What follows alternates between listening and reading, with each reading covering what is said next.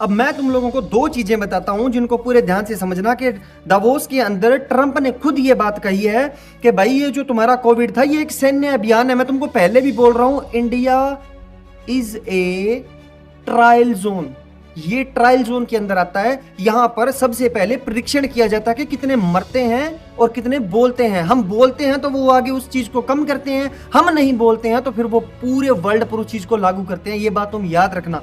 तो उन्होंने खुद ये बात बोली कि ये एक सैन्य अभियान था भाई। और ये जो स्मार्ट डस्ट है ना, इसको रासायनिक हथियार के रूप में इस्तेमाल किया गया। ये जो तुम लोग कोविड का इंजेक्शन जो तुम लोगों ने लगवाया, जो तुम्हारी बॉडी के अंदर इंजेक्ट कर दिया इन लोगों ने। अब सुनो मेरी दूसरी बात पूरी ध्यान से। मेरे बोलने से पहले मेरे को गालियां देने वाले हजार आ जाते हैं, लेकिन पूरी बात को वो कभी नहीं सुनते हैं। अब पूरी बात मानना पड़ेगा कि हाँ, तुम लोगों को मारा जा रहा है, तुम लोगों को मारने के लिए ही सरकार खुद ये चीज बना रही है, मानना पड़ेगा। इसके लिए ये न्यूज देखिए आप।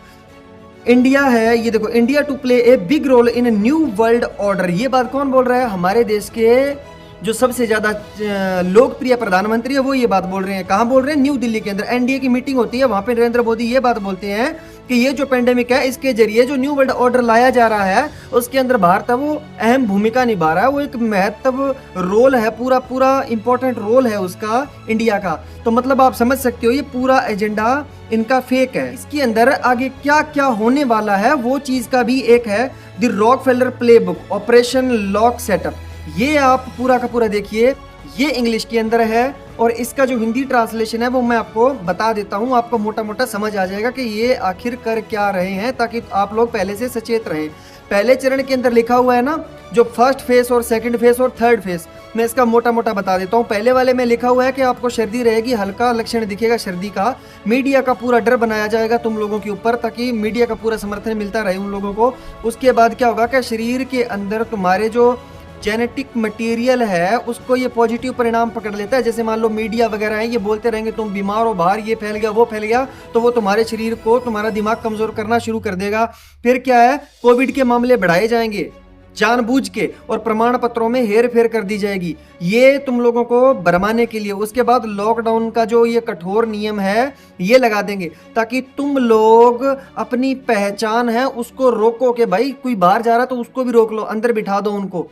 ये हो गई इनके पहले चरण की बात। अब उसी के नीचे लिखा हुआ फेज सेकंड और थर्ड। अब सेकंड वाले को भी समझ लो।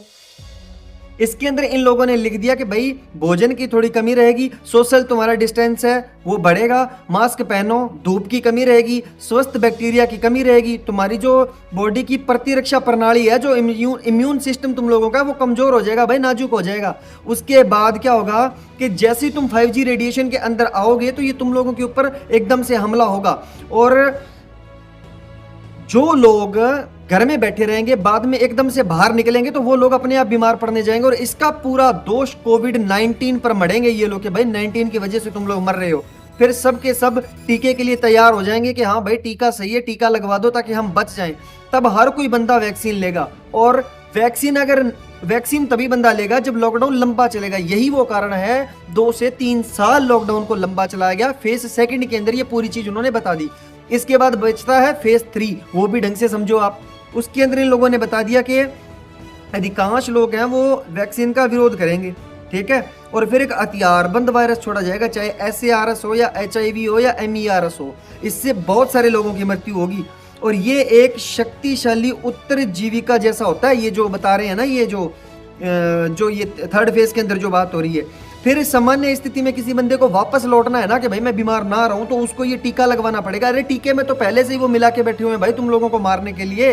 तुम सही सलामत हो, लेकिन घर में तुमको रखा जा रहा वो अलग बात है। तो जैसे तुम ये लगवाओगे तब तुम्हारा पक्का इलाज हो जाएगा। फिर जिन लोगों ने वैक्सीन नहीं ली है और जिन लोगों ने वैक्सीन ले ली है वो भी आपस में लड़ेंगे। ये भी इनका एक हिस्सा है पूरे प्लान का, और पूरी तरफ अराजकता फैल जाएगी, यानी कि सबके सब आपस में भरमाए जाएंगे। लेना जरूरी है, नहीं लेना जरूरी है।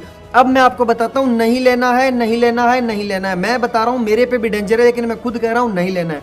उसका साफ साफ रीजन ये है, पहले सर्टिफिकेट के ऊपर लिखा आ रहा था कि लो भाई ये वैक्सीन है, ऐसी ऐसी है, तुमको लग गई। उसके ऊपर साइड में फोटो भी आ रहा था किसी नेता का वैक्सीन के सर्टिफिकेट के ऊपर। तुम समझ जाओगे मैं किस फोटो जीबी की बात कर रहा हूँ।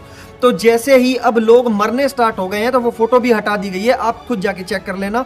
उसके बाद अब 2030 तक मरने वालों की संख्या बहुत ज्यादा बढ़ जाएगी जिन लोगों ने वैक्सीनेशन करवा रखा है। ये बात WHO खुद बोल रहा है कि भाई वैक्सीन के दुष्परिणाम आने स्टार्ट हो गए हैं। अब मेरे को ये बताओ, अगर वो सही नहीं थी तो जल्दबाजी में लोगों को लगाई क्यों?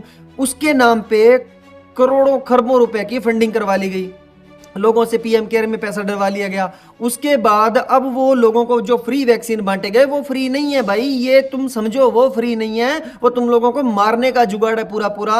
ये न्यू वर्ल्ड ऑर्डर का हिस्सा है, उसके अंदर हम इंटर हो चुके हैं, ये बात तुमको समझनी पड़ेगी। अब नया जो वायरस आ रहा है वो वायरस नहीं है, वो तुम लोगों को वायरस के नाम पे अब इतने जबरदस्त टीके लगाए जाएंगे कि पहले से ज्यादा तुम मरने वाले हो। मैं बार बार तुम लोगों को ये बात कह रहा हूं, एक्टिव रहो, इनके चक्कर में ना पड़ो। लॉकडाउन लगने वाला है तो फिर क्या करोगे तुम लोग? लॉकडाउन लगेगा, उसका विरोध करना पड़ेगा, करोगे तभी बच पाओगे, नहीं तो इंजेक्शन लगवाओगे, इनकी बातें मानोगे तो वैसे भी मर जाओगे यार। आवाज तो उठानी ही पड़ेगी।